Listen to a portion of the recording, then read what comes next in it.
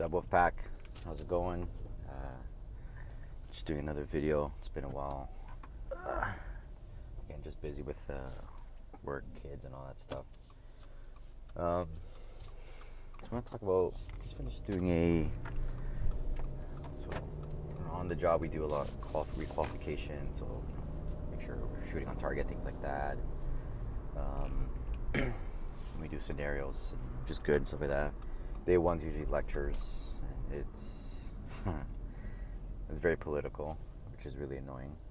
That's the one thing I hate about this job. This job shouldn't be so political.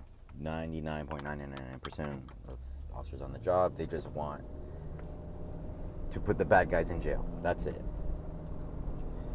I have lectures about the lectures were all about, it's pretty much a history lesson. It started with the First Nations, and then they went to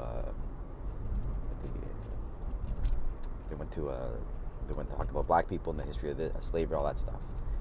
And it's like, okay, yeah, but they say, what the government has done to the natives, promised treaties, and then they recanted on their promise and things like that. Horrible, no doubt. And then they brought in another incident where in Nova Scotia there was like a black community. They were promised by the government World War One. You serve your country, we'll provide you a plot of land. It's all yours, and you can't touch it, kind of thing, right? Obviously, the government recanted. It's like, oh, we want that land back, and they were doing whatever they can to manipulate them from moving somewhere else. They refused. It's like, no, we're happy here, kind of thing. In the end, the government just forced them out. And I'm like, so each instructor or presenter, whatever, was basically telling us, like, yeah, this is the stuff they gone through. I'm like, yeah, it sucks, no doubt. Historically, the government has fucked over a lot of people. Yes.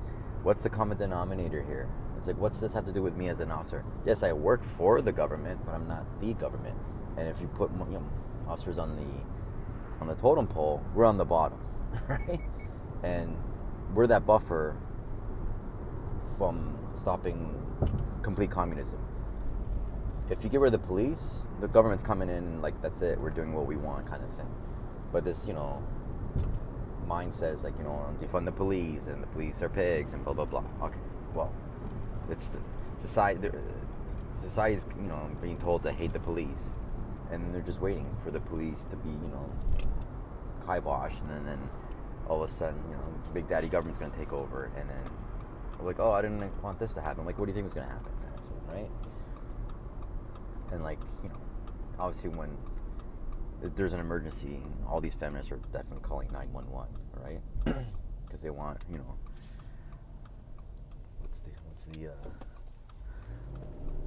want the patriarchy to come by and help them all of a sudden, right? I mean, feminism doesn't work, like, listen, I'm all for women's rights, 100%, no doubt, all equal. But there's we all have certain roles in this world, right? There's a bunch of women weren't complaining about patriarchy, when there was, this Titanic was sinking, right? It's like, anyways, and then they broke down that whole slavery thing. Like, yeah, slavery is horrible, but it's been going on since the dawn of man, right? Every race and culture is guilty of it, no doubt. They were bringing down how in the 1800s, in the 1800s, came from Dr. Thomas Sowell. Slavery was stopped in the U.S. in the late 1800s. Britain actually was helped fight, slavery, against slavery, right? So yeah, it's, good thing. It sucks they were part of it, but it's like, hey, this is wrong. We should fix it. Okay, good idea. Let's fix it, right? They did, right? Not perfect. No one is, right? So then they carried on about the natives, how they were mistreated. I'm like, yeah, by the government again, right? But like a lot of people don't know, it's like Dr. Thomas Sowell says that, up until World War One, the beginning of World War One, the Ottoman Empire in Northern Africa were taking Europeans as slaves, right? And they're saying that, generational, it's a post-traumatic slave disorder. So you may not have dealt with slavery, but genetically, your great grand ancestors could and would have. So that means you're affected by it. And I'm like, this push for the victim mindset, because they've been told, like, you were not a slave, so stop acting like you're one. And it's just like, and then I guess some people probably woke up like, yeah, why should I be? And then they were told, oh no, the narrative probably changed. Like, well, how about we just tell them that, genetically, you could be affected by it. And then back to being a victim again. It's like, there's people who've gone through this world who went through bullshit and refused to be labeled a victim. Good for you. Good for you. Your ancestors are proud. All that hard work they did, you're the end result. Good for you. Right? But this mindset, it's like, oh, I should be a victim. F that. Like, my God. Like, I did the 23andMe and all that stuff, and most of my, I guess, quote-unquote bloodline is in mostly Spain, but there's like parts in Italy and North Africa and all that stuff, right? Now you can go back to when the Moors invaded Spain. There's a certain part of the region where my family is from, Asturias, the northern part of Spain, was never fully conquered. They fought off, and then Spain became Spain again. I don't know how long. I think it was like 200-300 years the Moors had taken over Spain or something like that.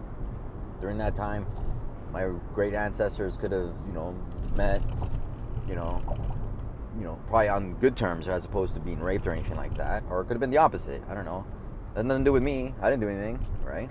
So stuff like that. Like, okay. It's just extremely frustrating. Trying to talk to people, and then like this one instructor was like poses, if certain keywords you can't say or might be taken out of context, this, that, and the other, like, someone who's colorblind. So if you're, I have friends from all different parts and backgrounds, race, religion, creeds, all that stuff, and I couldn't care less what race they are. So quote unquote, I'm colorblind, right? And apparently that's a bad thing. So apparently I'm supposed to judge them by their skin color, not their context of their character, right? So apparently if I think that way, it's because the lack of education. I was like, oh, that's pretty ignorant. As much as I want to debate this instructor, it's like, I want to go home, right? So it's like, try to feed me your BS, and I'm not having any of it, but I want to go home, and I'm just boiling inside. Because it's like, I'm not the ignorant one. I'm the one who's more open than you are, right? And it's extremely frustrating because he comes off, very smuggish, right? And one example of him being smug is basically, like in Canada, we pronounce lieutenant. It's a British thing, right? Canada, Britain, right? So I believe he was American. So when someone brought up, when the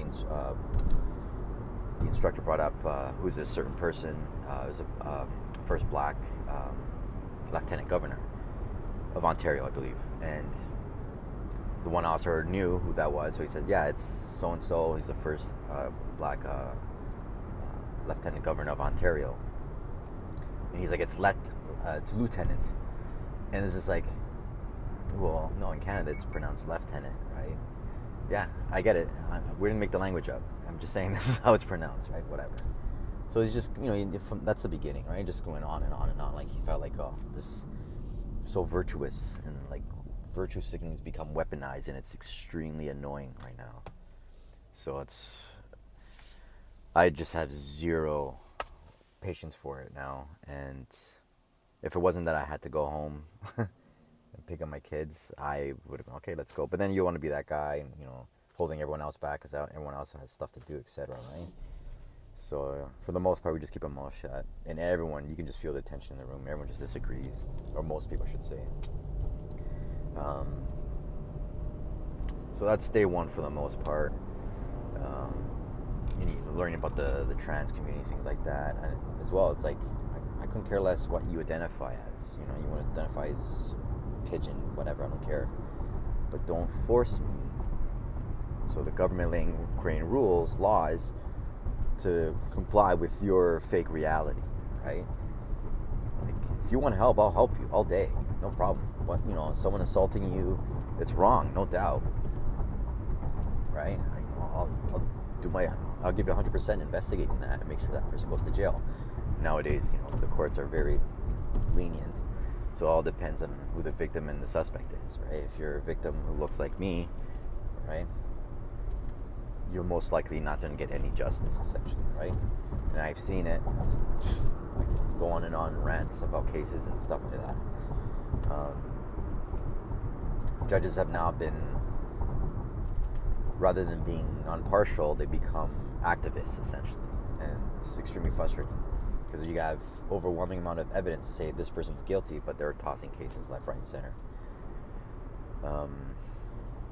So the second day is usually, you know, either there's like usually 2 classes or 3 classes, but we'll have one class will do like DT, which is like defensive tactics, and then we'll go to the range, so you shoot your test, your qualification, right, and then you kind of go through a bit of scenarios, right. So the DT was interesting. We did a bit of hands-on stuff, punching the bag and all that stuff. I mean, I get the instructors who, most of them train. I can't say all because I don't know them all, but which is good.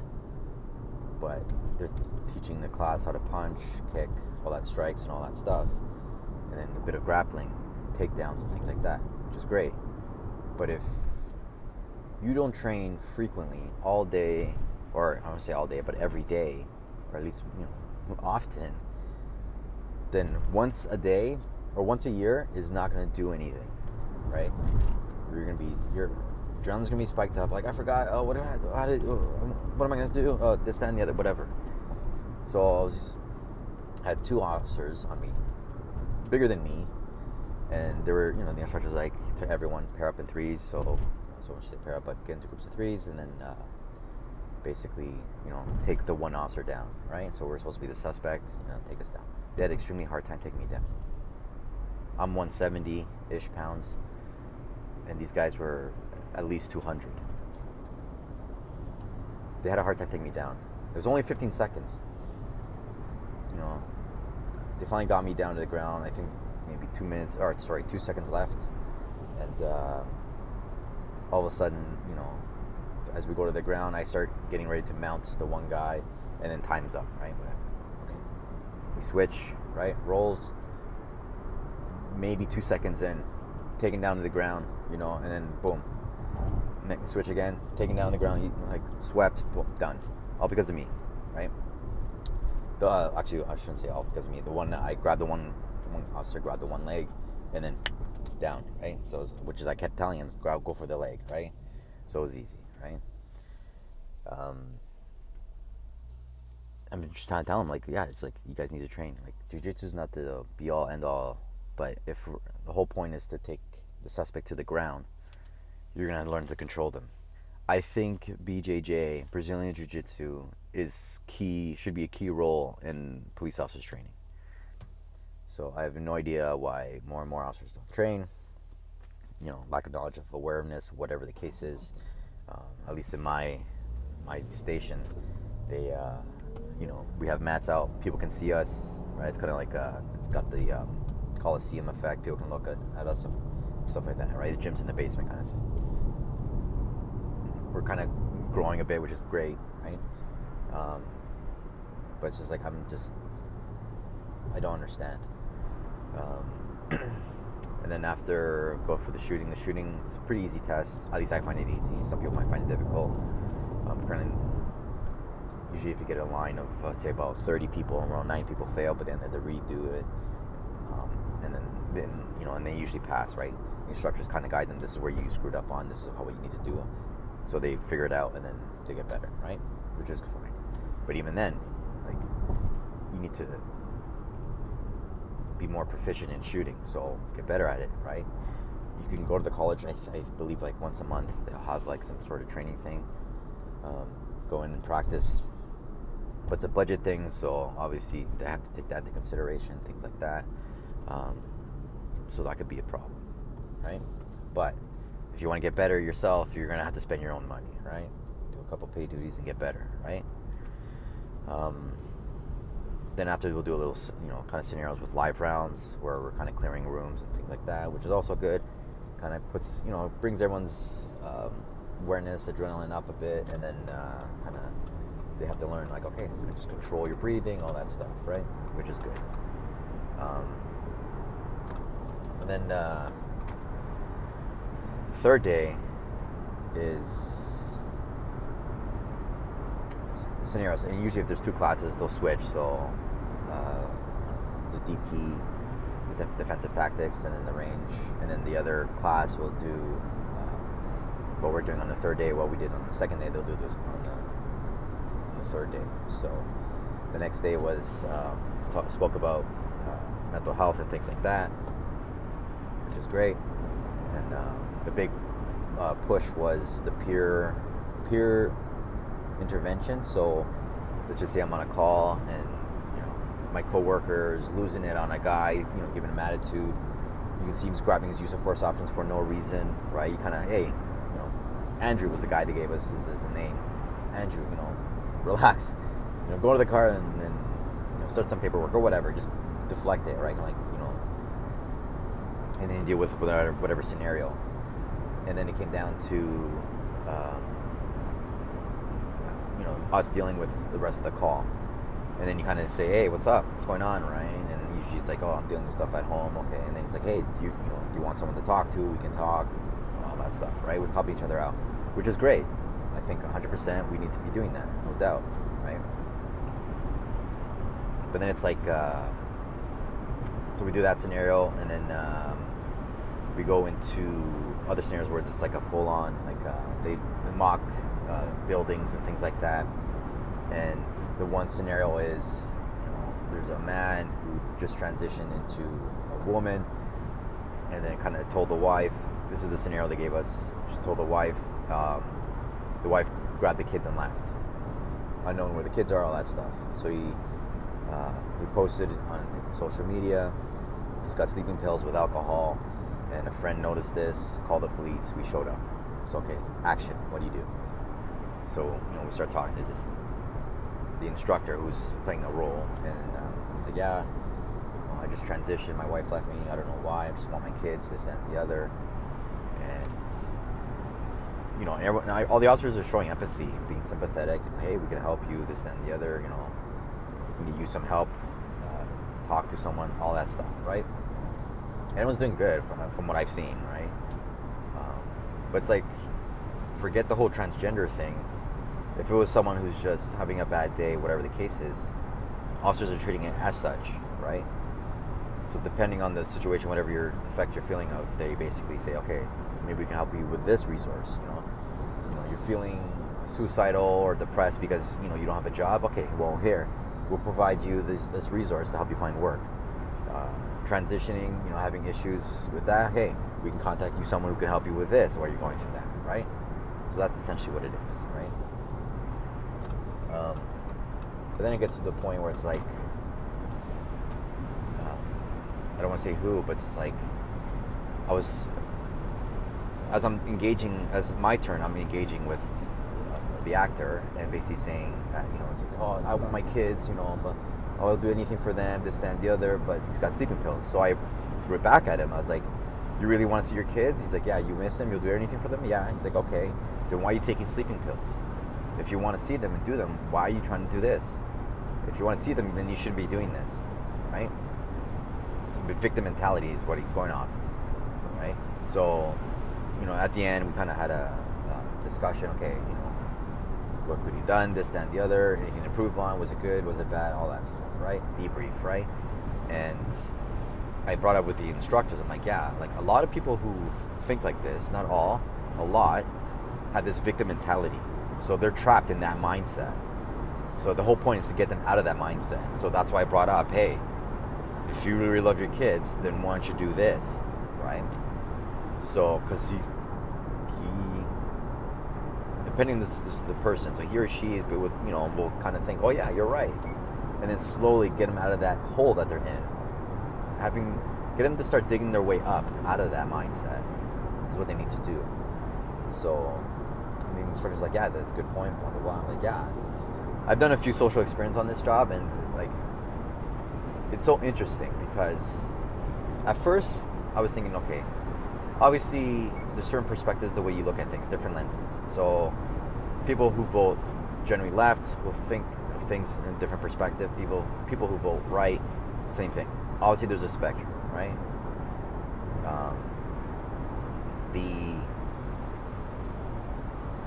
I started seeing people, with a lot of these deep depression stuff. I was like, it seems like a lot of them have give the left vibe. So this was during the Trump election, 2016 era, and I was like, every time I go to a mental health call, I would always be like, deal with that. But once I get them kind of joking, I would ask, hey, just a quick question. He's like, if you'd vote, who would you vote for? I mentioned Hillary, Trump, or Bernie, and 9 times out of 10 they'd vote Bernie or Hillary. They don't want Trump, which is fine. Like, okay, so now I'm starting to like. It seems like a lot of these mental health are just very left leaning. I'm like, okay, this one guy, I wasn't even on a call, but I can tell he had some mental health issues. But he's very nice with us. Like, hey, officers, how's it going? Blah blah blah. I'm like, good. So I asked, hey, quick question: who'd you vote for? Bernie, Hillary, or Trump? He's like, Trump, man, all day. He's like, I know I'm crazy, man, but I don't want free shit. I want to do things on my own. Blah blah blah. And I was taken back. I was like, that's when my mindset changed. It's like, I gotta ask different questions or look at it differently. It's a victim mentality. So it's not the full-on mental health issues. People who have mental health issues, right? Not all of them are victims or have this victim mindset. They're trying to get better, which is great. Everyone should, right? So then I started thinking, okay, I started to notice the more in depth, it's the people with the victim mentality. A lot of them tend to vote left. It's this mindset. It's like, what's going on here, right? So lack of accountability, ownership, and this mindset. It's like it's more feelings oriented. Like, I feel this way and this is wrong. What should I do? Maybe do some push-ups. You forget about those feelings, right? Go work out. Have cold showers. Eat healthier, right? You see a lot of people on the left, not all, a lot, who are extremely out of shape, right? Bigger, right? Unhealthy. Now there's people on the right who vote right, who are the same thing, right? But they know it. They say, this is what it is, and then whatever. They've accepted it. People on the left is just like, well, it's just, you're body shaming or you're fat phobic. And like, yes, I am fat phobic. I do not want to be fat. I'm scared of it because I don't want to die so young. I want to see my kids grow up. I want to see my grandkids. I'm afraid of not being able to see that. Yes, right? That's my my motivation to try to stay stay healthy as best as I can. I'm not afraid of fat people, if that's what they're thinking they're saying, right? Like, so there's that mindset, right? And it's extremely frustrating because when you're trying to talk to people, it's like, oh, you want to have a debate? Let's have a debate. I'm like, how about we have a dialogue? That way, there's no ego, and you can give me your perspective, your opinion, right? Your views on things, and I can give you my perspective, my opinion, and my views on things, and maybe we could figure out a middle ground. We all want to stop, human trafficking and, crime and all that stuff, yes. So how about we just figure out a way together and, figure it out. Now, I'm not saying anything that, the left way of thinking is bad or the right way of thinking is bad. Both need together. The analogy I've used before, car, gas station is the left, right? The brake is the right way of thinking. Yeah, good idea, good idea, good idea. Stop. That doesn't work. Good idea, good idea, good idea. Stop. That doesn't work. Usually the people on the left are more, like actors and people who like artists and things like that, right? Way of thinking. People on the right, usually engineers, more logic, mathematicians, scientists, etc. Right? So I find it extremely frustrating. And then bringing up the human trafficking, The Sound of Freedom. I highly recommend people go watch it. I know it's only in select theaters, which is highly suspicious. It's a movie about human trafficking with kids, based on a true story. Let's just say it wasn't. It's still a good movie, and people should be more and more aware of, the dangers and the cause and effect of what this does to society, right? I don't want to remember, like, some of these kids, like, you just get angry. Like, how can anyone do this with kids?